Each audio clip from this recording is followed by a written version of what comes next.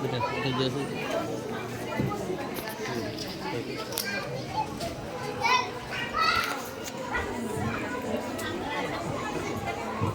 नमस्कार। आदरणीय प्रधानाचार्य, अतिथिगण, शिक्षकगण और हमारे माताओं को मेरा नमस्कार। यहाँ सभी उपस्थित छात्र छात्राओं को मेरी ढेर सारी शुभकामनाएं। आज इस कार्यक्रम में इसका हिस्सा बनी, इसके लिए मैं आप सभी की आभारी हूँ। आज का विषय है मातृ संजीवनी। मातृ, माँ शब्द। माँ का जो शब्द होता है वो बहुत पवित्र और बहुत ही पावरफुल शब्द होता है। यहाँ आई हूँ और देखने के बाद मुझे एहसास हुआ ये जो कल्चर हमारे उड़ीसा में, ये मैं पहली बार देख रही हूँ। इसको देखकर मुझे लगा कि जो मातृ पूजन यहाँ होता है, मैं पिछले 35 साल पहले देखी, जो मैंने अपने उन बच्चों को अपने रूप में देखा और उनकी माताओं को मैंने अपने माताओं के रूप में देखकर अनुभव किए हैं। और जो बच्चे अपनी बात रखे हैं, जो कविता गाए हुए हैं, तो उनसे मेरा हृदय एकदम पूरा मतलब इमोशनल हो गया। तो वो सोचने लगी कि ये कार्यक्रम हमारे उड़ीसा में प्रचलित है, तो इसको देखकर मुझे अच्छा अनुभव हुआ। लेकिन माँ शब्द होता है एक पवित्र शब्द, एक पावरफुल शब्द। ये शब्द जैसे कहते हैं ना कि माँ है जीवन का झरोखा, वो उनमें है प्रेम अनोखा, और ये बात सत्य है। और उनका प्रेम बहुत ही अनोखा और निराला होता है, और उनका जो प्रेम है बेहिसाब और बेमिसाल होती है, जिसकी गणना की नहीं जा सकती, ना ही उसको मापा जा सकता है।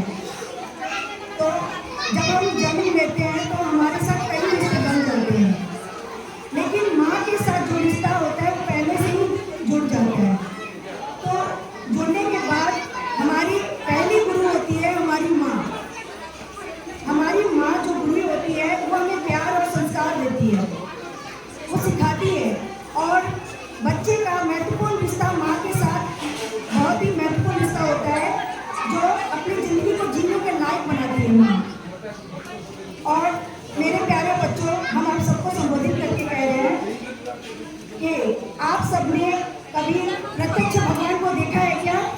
बच्चे बताओ, आपने कभी भगवान को देखा है प्रत्यक्ष? नहीं ना।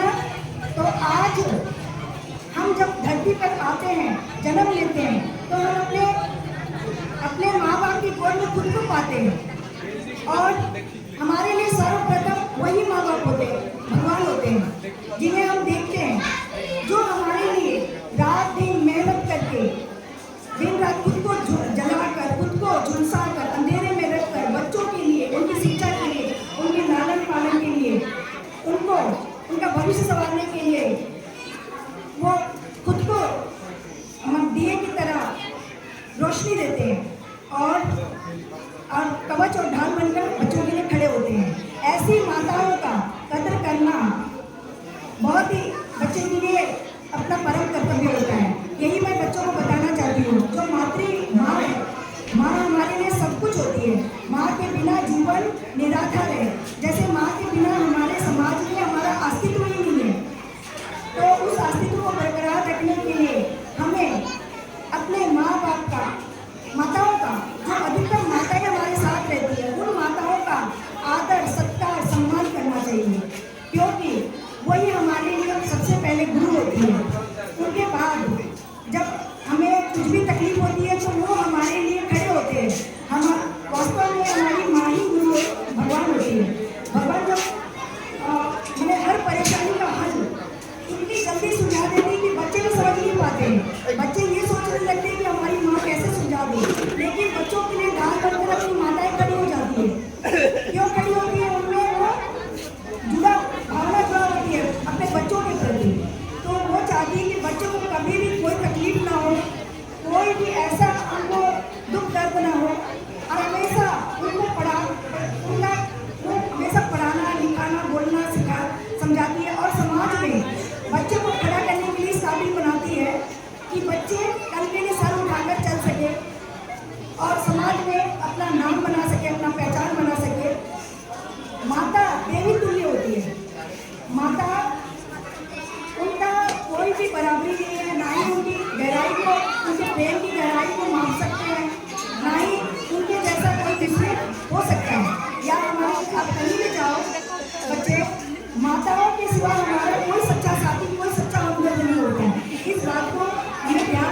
चाहिए और हमें अपने माता पिता का आदर सत्कार और सम्मान करना चाहिए, क्योंकि उनके बिना हमारा जीवन कुछ भी नहीं है। उनके ही सहारे हम इस दुनिया में आते हैं, इस दुनिया को देखते हैं, इस दुनिया को समझते हैं, इस दुनिया में ही हम दोस्त बनाते हैं, लोगों से मिलते हैं। हम अपने जॉब के भी फैसले भी यही देखते हैं, किसके द्वारा? अपने माँ बाप के द्वारा। आज आप छोटे हो, कल बड़े हो जाओगे तो आप समझोगे कि माँ का महत्व कितना है। इसीलिए आपको हमेशा अपनी माँ का महत्व करना चाहिए। और इसके बाद मैं माताओं के साथ साथ हमारे शिक्षकगण की भी भूमिका होती है। माताएं तो स्कूल में लाके छोड़ देती है, लेकिन शिक्षकगण का भी एक बहुत बड़ा भूमिका होता है। वो अपने ज्ञान देकर बच्चों को दिन रात मेहनत करके उसको इस काबिल बनाते हैं कि वो अपने आप को एक doctor, engineer, teacher, professor, businessman, leader, actor, artist के रूप में देख सके और अपने आप को ढाल सके और निर्णय ले सके, ताकि वो अपना करियर बना सके। तो इसमें हमारे टीचर का भी बहुत बड़ी भूमिका होती है।